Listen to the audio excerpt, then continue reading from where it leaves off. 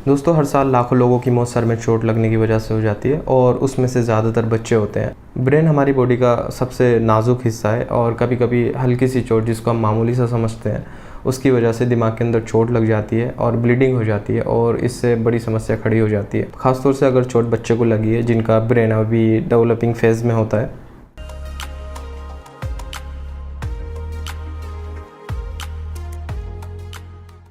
Hello everyone, मैं हूं doctor Arshad और इस वीडियो में मैं आपको 4 वार्निंग साइंस या लक्षणों के बारे में बताऊंगा जिनको आपको सर में चोट लगने के बाद देखना है।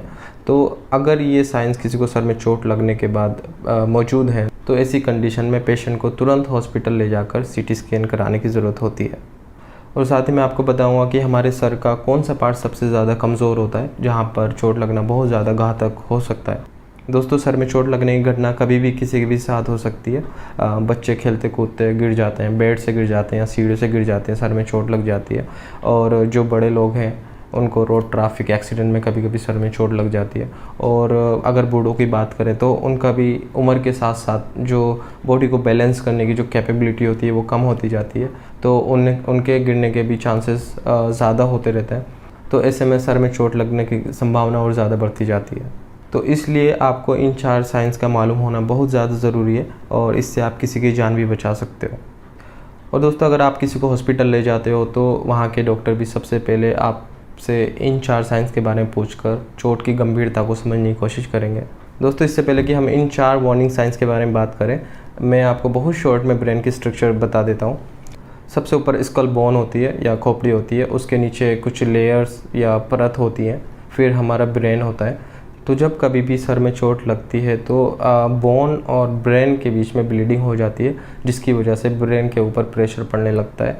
और अगर इस प्रेशर को टाइम से रिलीज़ नहीं किया तो ये प्रेशर ब्रेन को दूसरी तरफ शिफ्ट करने लगता है और ब्रेन डैमेज होना शुरू हो जाता है। और अब हम बात करते हैं उन 4 साइंस के बारे में जिनका आपको जानना बहुत ज़्यादा ज़रूरी है। तो सबसे पहला जो साइन है वो है सर में चोट लगने के बाद बेहोश हो जाना। दोस्तों, अगर किसी के सर में चोट लगी है और वो बेहोश हो जाता है तो इसका मतलब शायद दिमाग के अंदर चोट लगी है। वैसे तो ज़्यादातर लोगों को तुरंत होश आ जाता है, लेकिन होश आने का मतलब हमेशा ये नहीं होता है कि पेशेंट ठीक है। यहाँ पर मैं आपको ल्यूसिड इंटरवल के बारे में बताना चाहूँगा। दोस्तों, ल्यूसिड इंटरवल एक ऐसा टाइम होता है जहाँ पर पेशेंट बेहोश होने के बाद होश में आ जाता है और उसकी कंडीशन ठीक होने लगती है, लेकिन कुछ समय बाद फिर से पेशेंट बेहोश हो जाता है और उसकी कंडीशन ख़राब होने लगती है और इस बार पेशेंट का ठीक होना बहुत ज़्यादा मुश्किल होता है। तो जब कभी भी किसी के सर में चोट लगे और पेशेंट बेहोश हो, फिर से होश में आ जाए, तो ल्यूसिड इंटरवल का ख्याल रखना बहुत ज़्यादा ज़रूरी है। और अब हम आते हैं दूसरे वार्निंग साइंस पर, जो है सर में चोट लगने के बाद उल्टी या वॉमिटिंग होना। दोस्तों, अगर किसी को सर में चोट लगने के बाद वॉमिटिंग होती है, स्पेशली अगर वॉमिटिंग का एक एपिसोड से ज़्यादा है, तो इसका मतलब है कि शायद दिमाग के अंदर चोट है और शायद स्कल बोन भी फ्रैक्चर हो सकती है।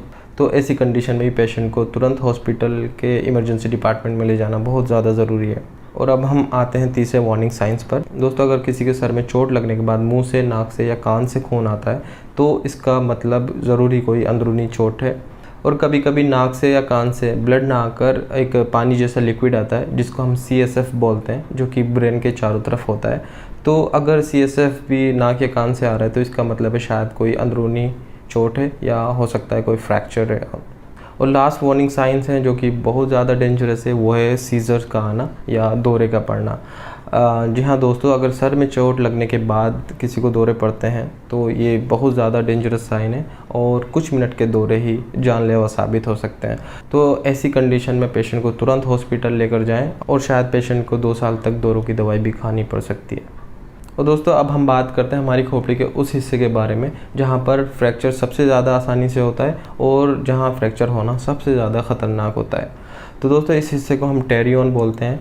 टेरियन बेसिकली हमारी खोपड़ी का वो हिस्सा है जहाँ पर हमारी खोपड़ी की 4 हड्डियाँ आकर आपस में मिलती है और इसके नीचे एक ब्लड वेसल्स होती है जिसमें ब्लड बहुत तेज़ी से बहता है। तो जब कभी भी अगर यहाँ फ्रैक्चर होता है तो इस ब्लड वेसल्स के फटने के चांसेस होते हैं, जिसकी वजह से ब्रेन के अंदर बहुत तेज़ी से ब्लीडिंग हो जाती है और पेशेंट की डेथ हो जाती है। तो इसी के साथ इस वीडियो को हम यहीं ख़त्म करते हैं। मिलते हैं नेक्स्ट